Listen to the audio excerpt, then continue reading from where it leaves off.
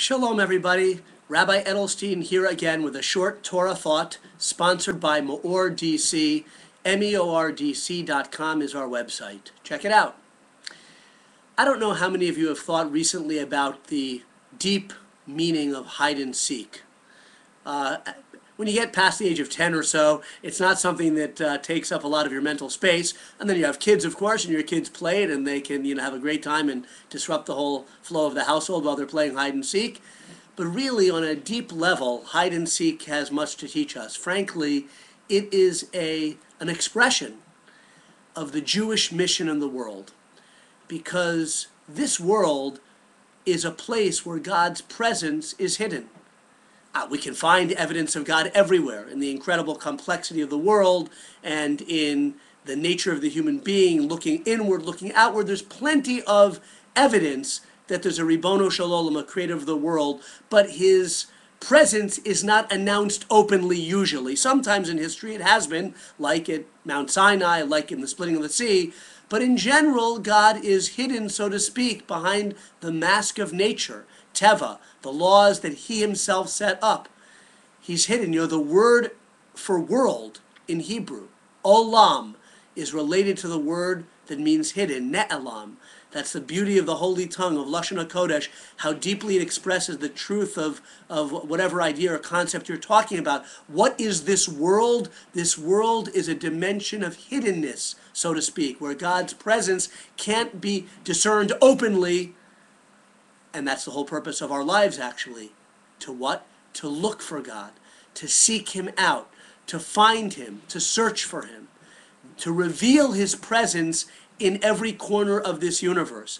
That's really every human being has a soul and a mind and has that task in life, the free choice to choose to look for God and to create and forge a relationship with God, or to turn away. That's really the essence of our life, that free choice, to do good, to come closer to God, or to turn away from God. But it's a special job of the Jewish people. We're the hide and seek people.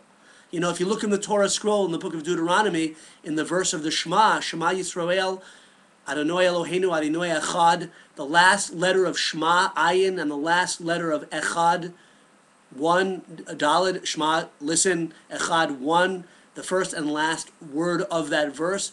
The last letter of Shema is Ayin, the last letter of Echad is Daled. What does Ayin Daled spell? Aid, witness.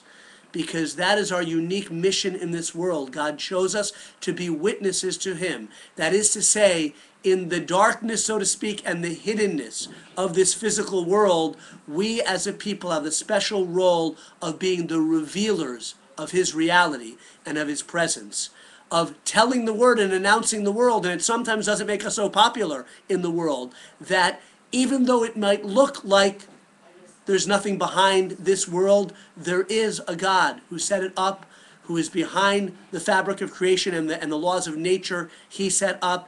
And we Jewish people have lived and have died testifying as witnesses to the truth of his reality, to his greatness, to his benevolence, to the beauty of the world and the world that he created and the system that he created in order to bestow his goodness upon mankind, his chief creation. So hide and seek is our mission as a people, to not give up, even in the dark times, but to look for God in our own individual lives, in the fabric and the flow of history.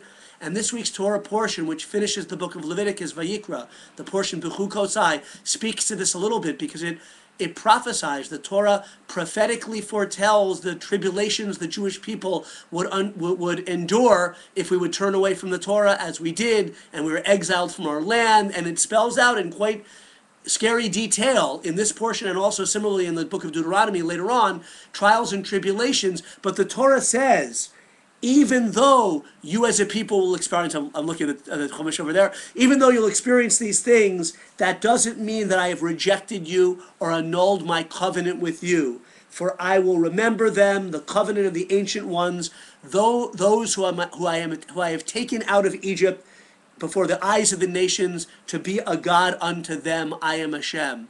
In other words, that's our eternal task and mission. By our actions and by our very history and our experience, to testify to the reality of God, to say that we can find him. If we look, we can find him.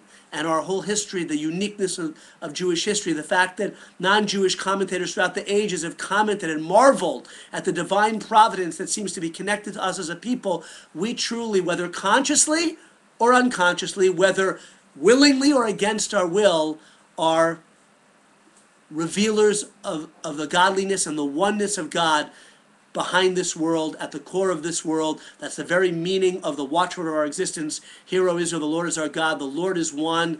It's all about hide and seek. So have a wonderful week, seeking out the godliness and the goodness in yourself and in the world around you.